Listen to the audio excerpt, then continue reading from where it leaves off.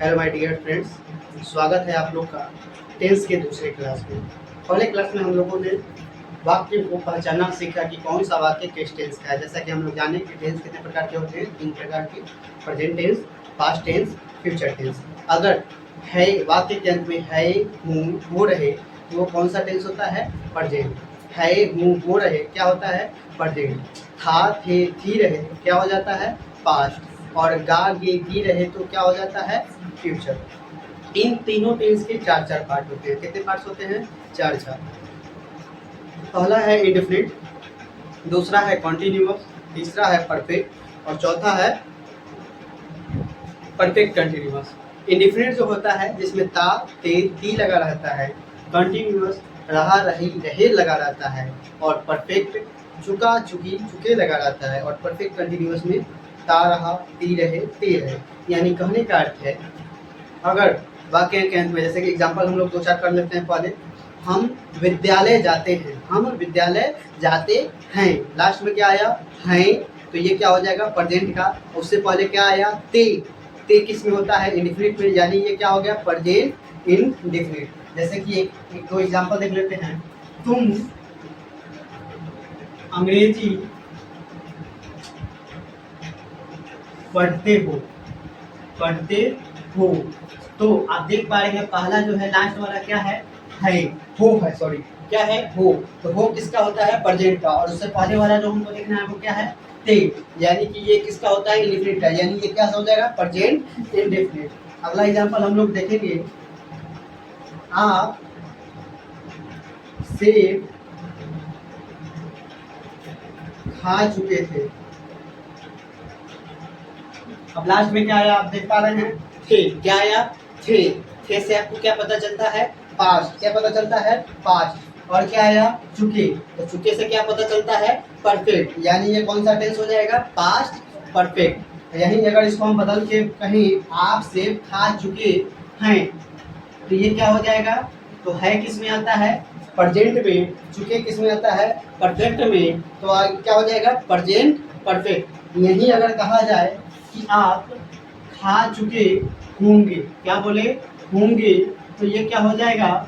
Future. ये आया यानी कि फ्यूचर, और चुके हो गया यानी कि परफेक्ट। यानी कि ये क्या हो जाएगा? Future perfect tense. ठीक है, समझ पा रहे हैं? तो आज हम लोग वाक्य मतलब, आप लोग पहले की क्लास में जो अगर नहीं देखे हैं वो जाके देख लीजिएगा।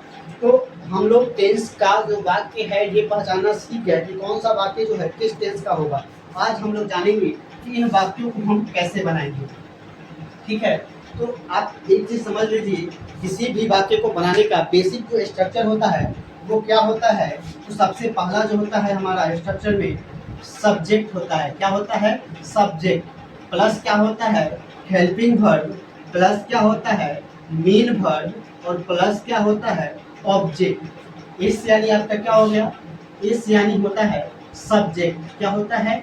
सब्जेक्ट। और ओ यानी क्या होता है? ऑब्जेक्ट। क्या होता है? ऑब्जेक्ट। ठीक है, हिच भी यानी होता है हेल्पिंग वर्ब, और एम भी यानी होता है कि मेन वर्ब।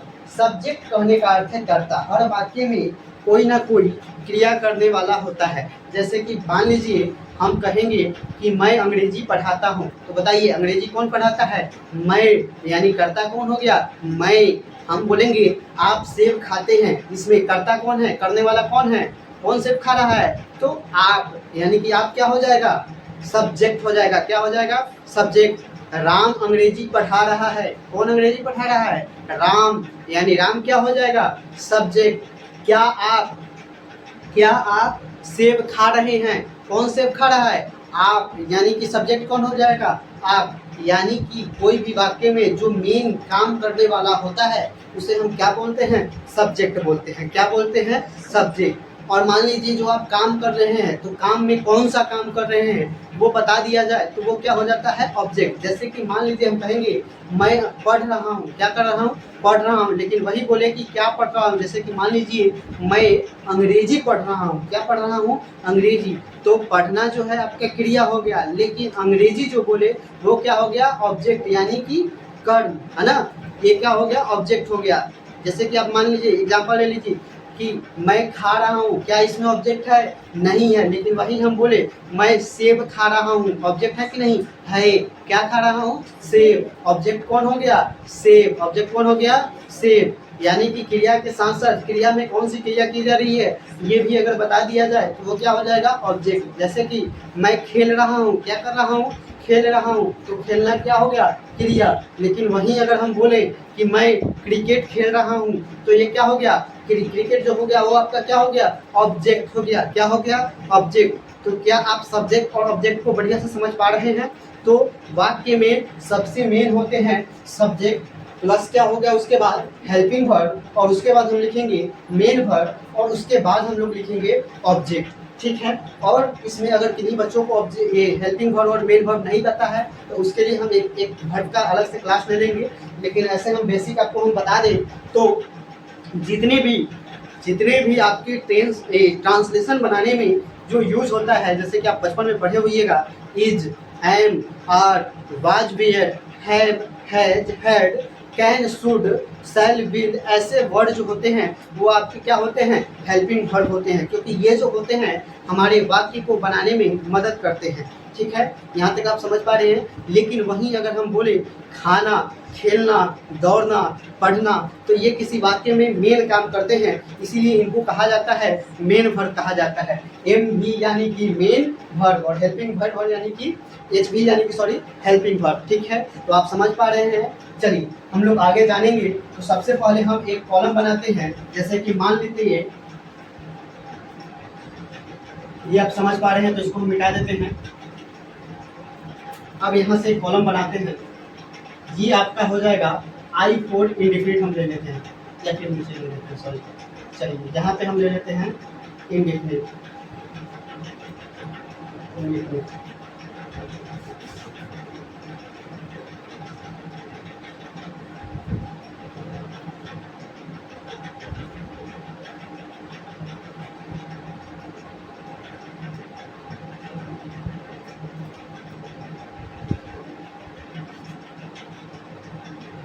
इसको हम मान लेते हैं प्रेजेंट का।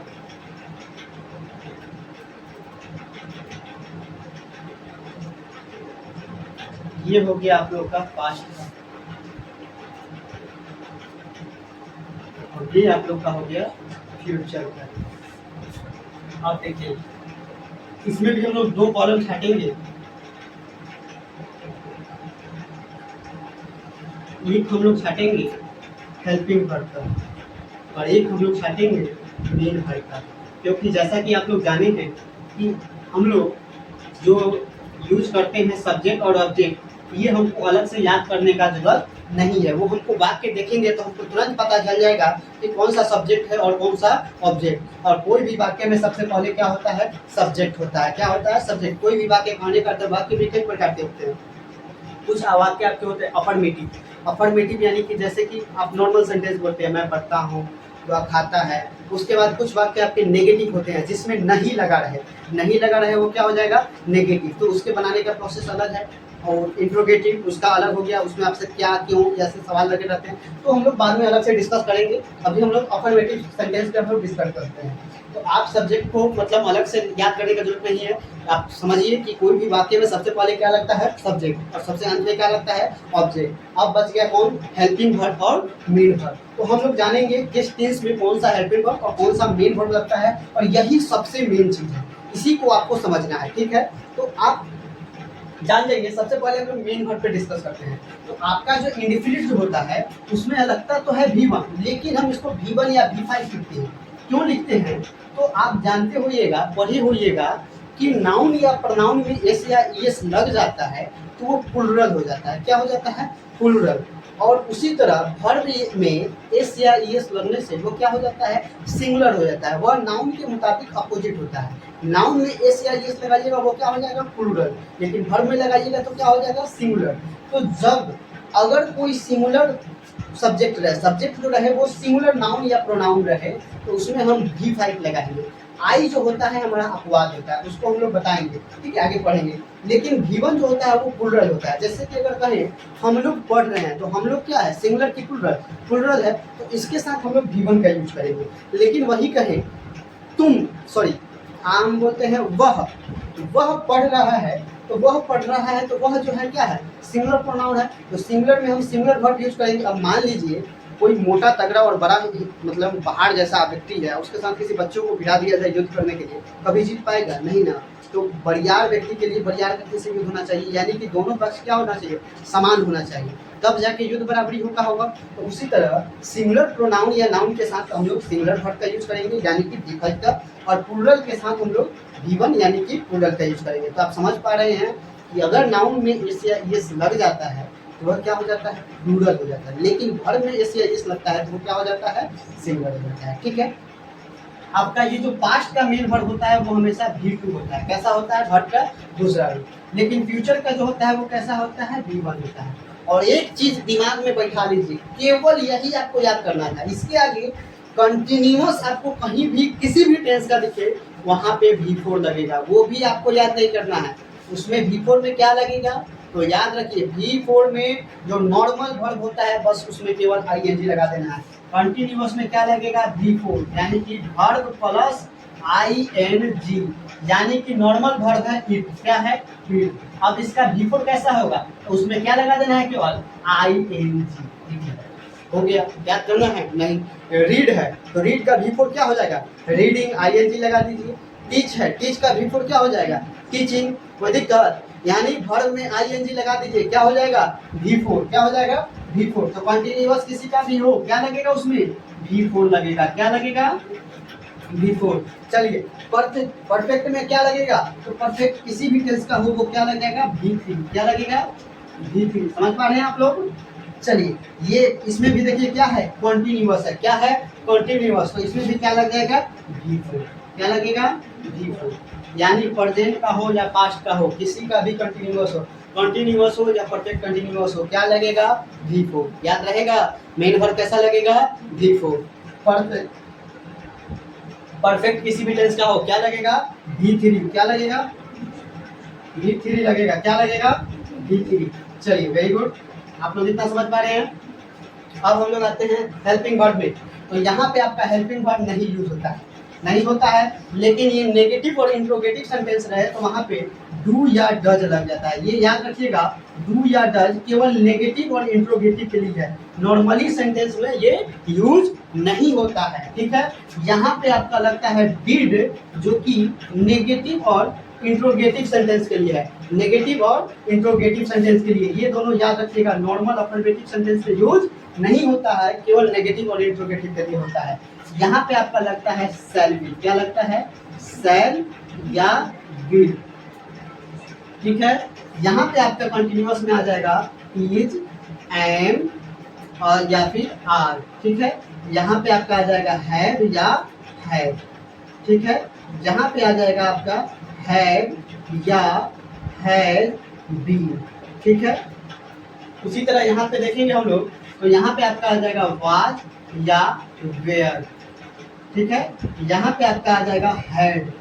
ठीक है, यहाँ पे आ जाएगा आपका हैड बीन आ जाएगा, क्या आ जाएगा, हैड बीन आ जाएगा। ठीक है, यहाँ पे आप देखिएगा तो सेल विल को हम, सेल विल को मतलब बॉक्स जो है छोटा है तो इसको हम शॉर्ट में लिखते हैं, सेल का लिखते हैं एस और विल का लिखते हैं W, अब प्लस इसके साथ बी जुड़ जाता है, क्या जुड़ जाता है, बी कंटिन्यूअस में। यहाँ पे क्या जुड़ जाता है, तो सेल विल प्लस क्या हो जाता है, हैव, क्या हो जाता है, हैव। और यहाँ पे आपका जुड़ जाता है सेल या विल के साथ हैव बीन जुड़ जाता है, क्या जुड़ जाता है, हैव बीन। तो आप लोग समझ पा रहे हैं हेल्पिंग वर्ब और मेन वर्ब। तो कल आप लोग को इसको याद करके आना है। पहला वीडियो में हम लोग जाने हैं कि कौन सा वाक्य जो है किस टेंस का है, इसमें हम लोग जाने हैं कि किस टेंस में कौन सा हेल्पिंग वर्ब और मेन वर्ब। आपको मेन वर्ब याद करने की आवश्यकता नहीं है, हमें उम्मीद होगा कि मेन वर्ब तो याद हो गया है। हेल्पिंग वर्ब को कल आप लोग याद करके आइएगा, तो हम लोग नेक्स्ट क्लास में हम लोग वाक्य को बनाना इंग्लिश सेंटेंस के साथ सीखेंगे। ठीक है, तो आज की क्लास यही समाप्त करते हैं। उम्मीद है कि आप लोग को समझ में आया होगा। ठीक है, मिलते हैं नेक्स्ट वीडियो में। जय हिंद, जय भारत।